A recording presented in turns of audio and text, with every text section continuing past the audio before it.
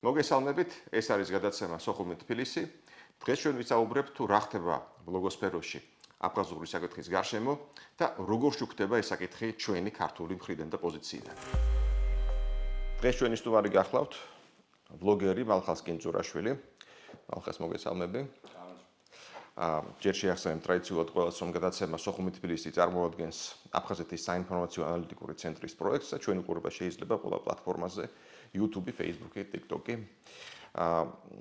მალხას პრინციპში არ ჭირდება წარდგენა ბლოგოსფეროში, იმიტომ რომ ეს არის მე მგონი ერთ-ერთი ყველაზე უფრო მეტად გავლენიანი ბლოგერი, რომელიც საუბრობს აფხაზეთის თემაზე. მილიონობით ნახვა აქვს მას და გამომდინარე იქიდან რომ ლაპარაკობს აფხაზეთზე და ლაპარაკობს ძალიან ისე თქვათ დასაბუთებულად, მეცნიერულად.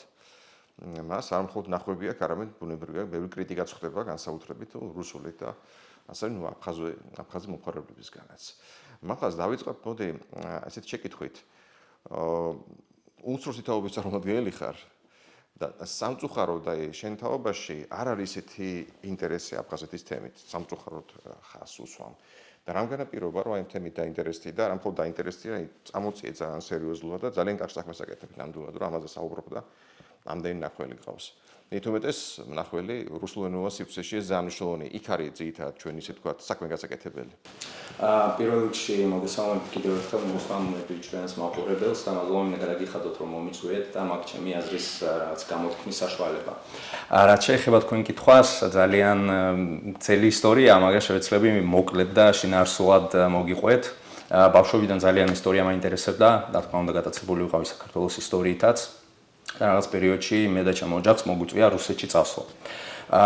და ალბათ აი იქ აი სიყვარული ისტორიის, საქართველოს ისტორიის მიმართ უფრო გაიზარდა, რადგან იქ ვსწავლობდი სკოლაში და რუსულ ისტორიულ წიგნებში ძალიან ხშირად ვხვდებოდი რაღაც დეზინფორმაციას, ცრუ ისტორიას საქართველოს ისტორიის მიმართ.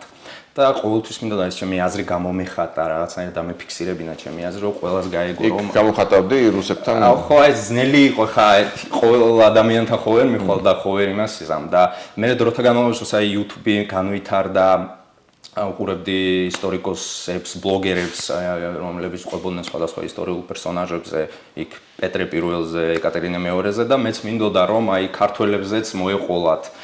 და რაღაც პერიოდში მივხვდი რომ ეს ამ ყველაფრის გაკეთება მეც შემეძლო, იმიტომ რომ დაინტერესებული ვიყავი ისტორიით, რაღაც მასალებს ვეძებდი, პოულობდი ინფორმაციას სხვადასხვა წყაროებში და ასე შემდეგ. მაგ გაჩნდა მე შეკითხვა რომელ ენაზე გამეკეთებინა, ქართულად თუ რუსულად და ქართულად ისედაც ვიცოდი რომ ქართველებმა საქართველოს ისტორია ისედაც იციან, რომ აფხაზეთი საქართველოა ისედაც იციან და აი ეს რუსული მედია ყოველთვის აშუქებს იმ ინფორმაციას რომ აფხაზეთი ვითომ არ არის საქართველო, რომ ისტორიულად ქართველებს არ აქვს. ძალიან სწორია, იმიტომ რომ სწორედ იქ არის, მოდით თქვა, საომარი, პირდაპირ თქვა, ხო, ძალიან მნიშვნელოვანია და რთული ალბათ მასალების მოპოვება, ხო, ისტორიული მასალების მოპოვება, წყაროების აფხაზეთზე როგორ ახერხებ ამას? რა თქმა უნდა, მეხმარებიან არიან ისეთი ადამიანები, რომლებიც აფხაზეთიდან არიან და ეხა ისტორიული განათლება აქვთ მიღებული და ეხა მსოფლიოს სხვადასხვა კუთხეებში არიან სამწუხაროდ მიმოფანტილნი. აი მეხმარებიან, მე თვითონ ვეძებ, ყველანაირად ვცდილობ. ეხა როცა უკვე გამომწერები მომივიდა, დაინტერესებული ქართველები და სხვადასხვა არა მარტო ქართველები მიგზავნიან რაღაც ინფორმაციას, რომლის შემოწმება 21 საუკუნეში არანაირი პრობლემას არ შეიცავს. და რა თქმა უნდა, ქართული არქიტექტურული ობიექტები აფხაზეთში, რა თქმა უნდა, ჩვენ მაგის შესაძლებლობა არ აქვს, რომ ჩვენი ფეხით მივიდეთ და ვნახოთ, მაგრამ არის ფოტო-ვიდეო მასალა. და ასე შემდეგ და ამ ყველაფერს რაც ქვაზეა ამოტვიფრული და მე-14, მე-12 და მე-11 საუკუნითა დათარიღებული, ამის ფალსიფიკაცია და მოტყუება ამაზე არ შეიძლება, ვერ შეიძლება რომ წკინდოს. მე რაც ვნახე ხა შენი ამდენი გადაცემა, იქ იყო, ესე ვთქვათ, რუსულად გაიცი თქვა შკვალ, ანუ რაღაცა ტალღა, დიდი ტალღა კრიტიკის, შენს მიმართ ლანძღვისაც. რა არის მათი არგუმენტები? არგუმენტები ხას უსვა ამას, იმიტომ რომ მათი პოზიცია გასაგებია არის ძირითადად ის, რომ აი ქართველებს არასოდეს არ უცხოვრებთ აფხაზეთში, ეს მხოლოდ აფხაზების მიწა, ქართველები არიან ჩამოსულები და შესაბამისად, ისტორიული სამართლიანობა აღდგა, როცა ქართველები დაამარცხეს ომში, მაგრამ აი არგუმენტები მოყავთ რაიმე, ჩემთვის ძალიან საინტერესოა. წყაროებით ამტკიცებენ არგუმენტებს, რომ ქართველების მით არ ყოფილა რასოდეს. ხო, აი ჩვენ შორის, ჩემ და ჩვენ ქართველების შორის, ქართველი ბლოგერების შორის და აი მათ ბლოგერების შორის განსხვავება ის არის, რომ ჩვენ როცა რაიმეზე ლაპარაკობთ, აი მაგალითად რომ აფხაზეთის ტერიტორიაზე არის დიდი რაოდენობით მე-12-მე-13 საუკუნეების არქიტექტურული ობიექტები, ხიდები, რაღაც ეკლესიები და ასე შემდეგ. შემიძლია მაგალითად მოვიყვანო ბესლეთის ხიდი, სადაც თამარ მეფის პერიოდის აშენებული მე-12 საუკუნის ხიდია და სადაც ასეთი ხიდები გავრცელებული იყო მთელ დასავლეთ საქართველოში და სადაც დაწერილია ქართული ასომთავრული ასოებით. ანუ ამის შემოწმება შეუძლია თვითონ აფხაზებს მივიდნენ, ნახონ და დარწმუნდნენ. მათ ასეთი ფაქტები არ აქვთ. ისინი თავიანთი არ შეუძლიათ თავიანთი არგუმენტები, რამით დააფიქსირო. ანუ გულისხმობს, რომ არ არსებობს იქ რაიმე ძეგლი აფხაზური წარწერა. აფხაზური, რა თქმა უნდა, და არა მარტო აფხაზური, შეიძლება ისტორიული დოკუმენტებიც ავიღოთ, სადაც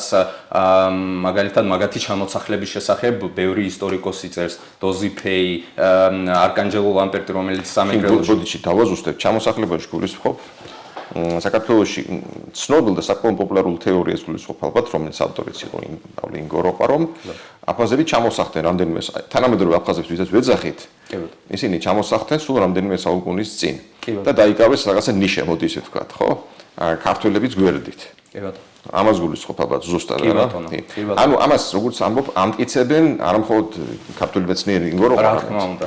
ამტკიცებენ არაქართული მეცნიერები. არაქართველები ისინიც, რომლებიც ცხოვრობდნენ, აი მაგალითად იტალიელი მისიონერი არკანჯელო ლამპერტი აღწერს აი აბსოების, ანუ ჩერქეზული ტომების შემოსევას დადიანის მეგრელი სამთავროს ტერიტორიაზე და იგულისხმებს ბიჭვინთას, გაგრას, სოხუმს და ასეთ ქალაქებს, ხონს და ასე შემდეგ.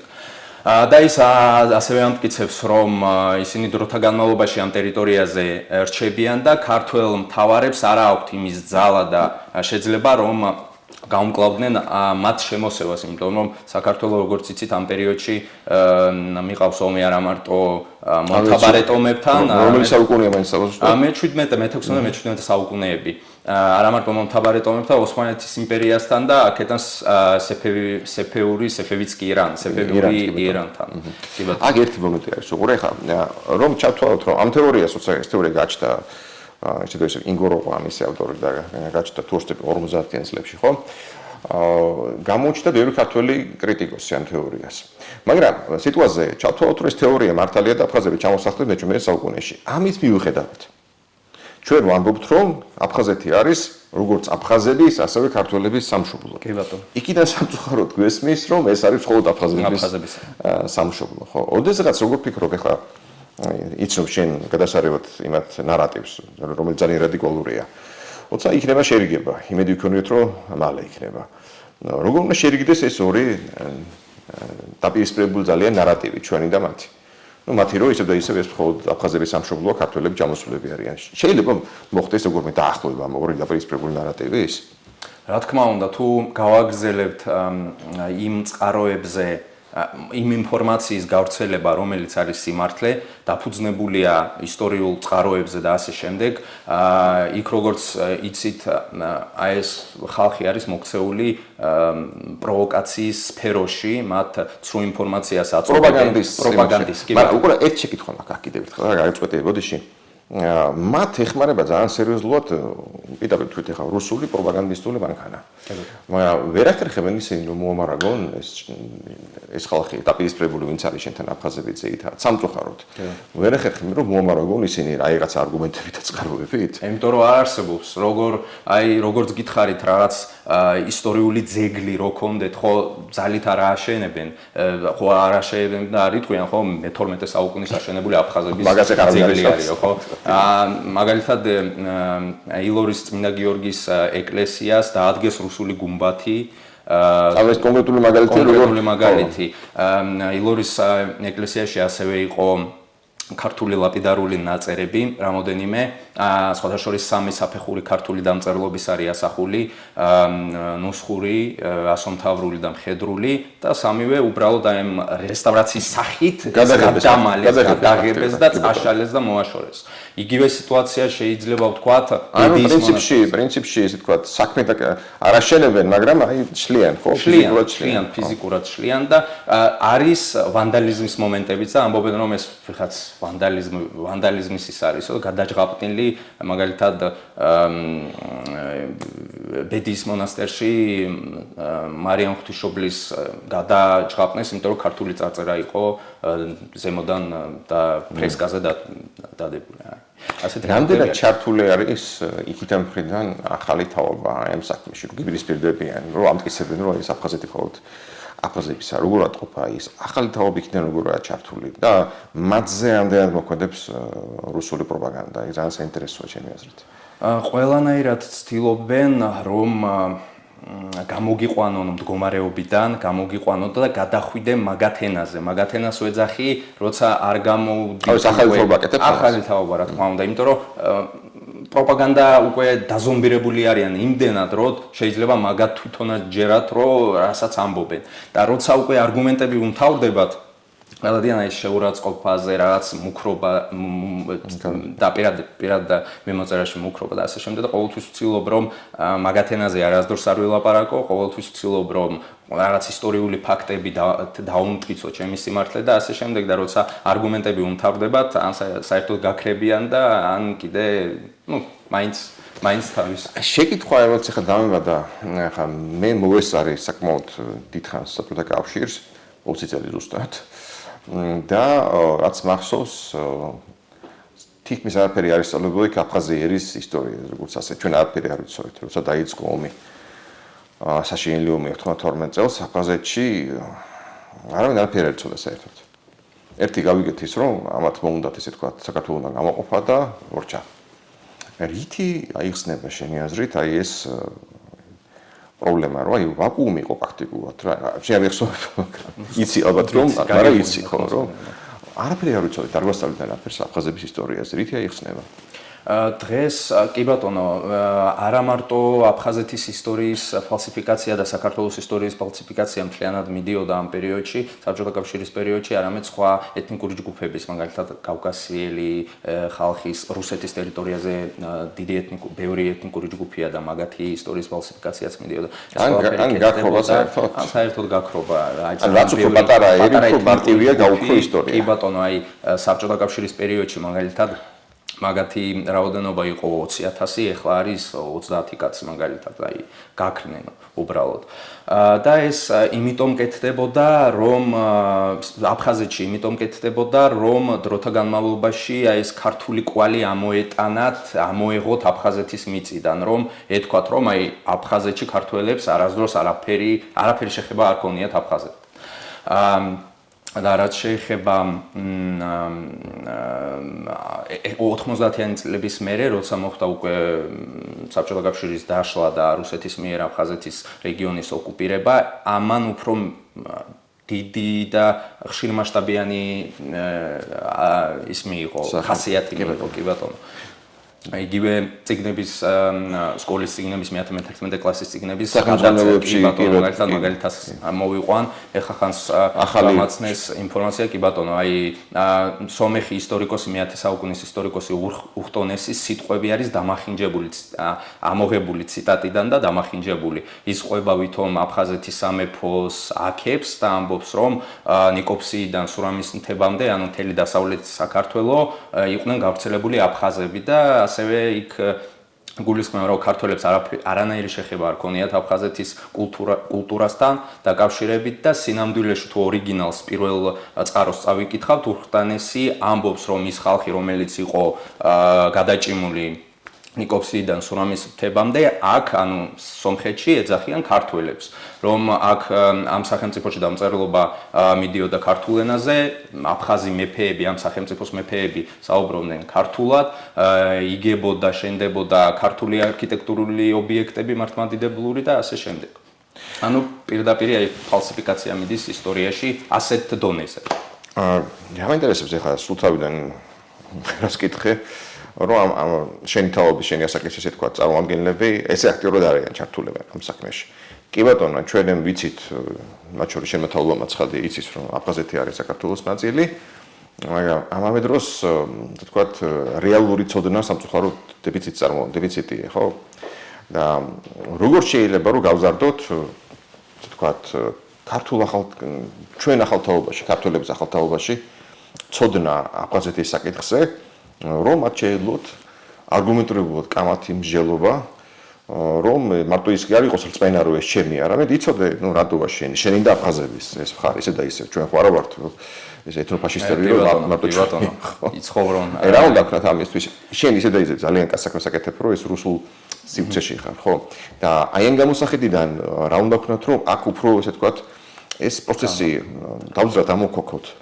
მე მაგის მომხრე ვარ, რომ რაც შეიძლება მეტი დრო დაეთმოს საქართველოს ისტორიაში აფხაზეთის რეგიონის აი ამ ისტორიას, რომ ბავშვებმა აი თავიდანვე პატარების ტვინი ჯერ კიდევ როგორც აი დაუწერელი წიგნია და ისინი როცა შეხვდებიან აი ამ დეზინფორმაციას, აი ამ პროვოკაციას და ასე შემდეგ, ცრუ ისტორიას შეიძლება ვერ გაუმკლავდნენ და ამიტომ საჭიროა რომ თავიდანვე ახალგაზრდებმა დიდი დრო მეტი დრო დაუთმონ ვიდრე ალბათ ეხლა, იმიტომ რომ მე მახსოვს მე 6 კლასამდე ვსწავლობდი საქართველოში და არც ისე ბევრი მაგალითი მახსოვს აფხაზეთის ისტორიის იყო რაღაც პერიოდები ვაკუუმითაც იყო არის გამოწვეული რომელიც ახლა ვახსენე მე რომ აი კი ბატონო საერთოდ არის უცებ შექმნა ნულიდან რაღაც უნდა დაწერო თან ისე უნდა შექმნა რომ არც იმათ არ ეწყეთოთ ხო რა თქმა უნდა არ არის ესე მარტივი ჩვენ ხო ითვალისწინებთ იმენ ინტერესებს აი ლეონ პირველზე, ლეონ მეორეზე, ანაკოფის ბრძოლაზე, სადაც აფხაზი თავადები და ქართლელი თავადები ერთად გაერთიანებულად ბრძოლობდნენ ერთი მტრის წინააღმდეგ, ხო? აი ამაზე ის მხარე გაჩუმებულია, იმიტომ რომ იციან, რომ ძალა ერთობაშია და აი ასეთი ისტორია ჰქონდა. ლეონ მეორე ყოველთვის ცდილობდა გაერთიანებინა საქართველო, როგორც დავით ბაგრატ მესამემ გააკეთა და შემდეგ დავით აღმაშენებელმა გააგრძელა. ის ამას ცდილობდა ყოველთვის და დღევანდელი აფხაზები ცდილობენ რომ გაყონ საქართველო, გაყონ მოაშორონ აფხაზეთი ეს ისტორიული კუთხე საქართველოსგან. როგორც თქვი, მილიონობით ნახვები გაქვს და როგორ აჩნე ატყობა ესე თქვა, რაც უფრო დრო გადის, ნუ აი დინამიკაში რო შევხედოთ. იცვლება მათი დამოკიდებულება ამ საკითხის მიმართ. კი, რა თქმა უნდა, იცვლება, იმიტომ რომ როგორც გითხარით, მე ჩემს ინფორმაციას, რასაც მივაწვდი, ვცდილობ რომ არგუმენტირებული ფაქტები მივაყოლო თან და ისინი როცა შეამოწმებენ ამ ფაქტებს, ხო ხვდებიან რომ აი მაგათი ფაქტები ის რასაც მათ ეუბნება ის ოკუპირებული რეჟიმი, ის ფაქტები ვერაფრით ვერ შემოწმება და ჩემი სიტყვები შეიძლება შემოწმებას და ძალიან ბევრი ისეთი ახალგაზრდა აფხაზეთიდან, ვისთანაც ახლა მეგობრობ კი ბატონო, ის რაღაც ინფორმაციას გაიგებს, მე ჩამიგდებს, მე რაღაც ინფორმაციას გავუგზავნებ და ასე შემდეგ. ძალიან ბევრი მაგალითია.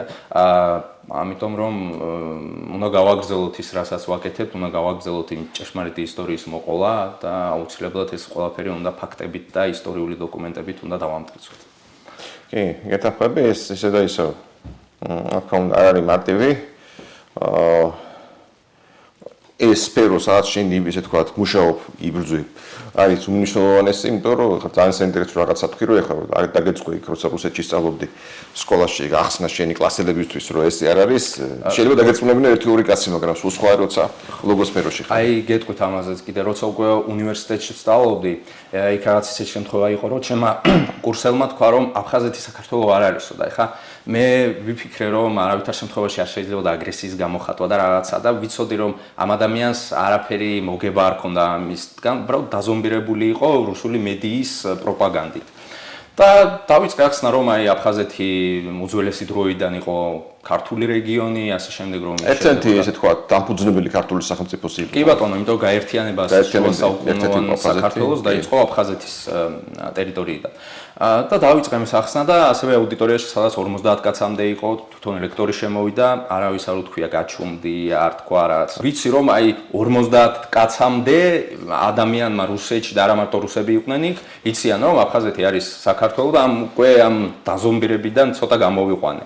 და შემდეგ აი ეს YouTube არხი როცა გავხსენი, ალბათ ერთ-ერთი მიზეზი ამის ეს იყო, რომ სოციალური მედიის საშუალებით მინდოდა რაც შეიძლება მეტ ადამიანს გაეკო და ეს იყვნენ არა მარტო რუსები, არამედ ყოფილი საბჭოთა კავშირის ქვეყნის მოქალაქეები, რუსულენოვანი სივრცე, რაღაც 240 მილიონამდე ადამიანი. და ბოლოს კი მეთქვი ჩვენს მაყურებელს, რომ ამ აფხაზეთის გადაცემას ქვია, არხს ქვია, უბრალოდ важнейшие исторические события, ქართულად უნიშნულოვანესი ისტორიული მოვლენები.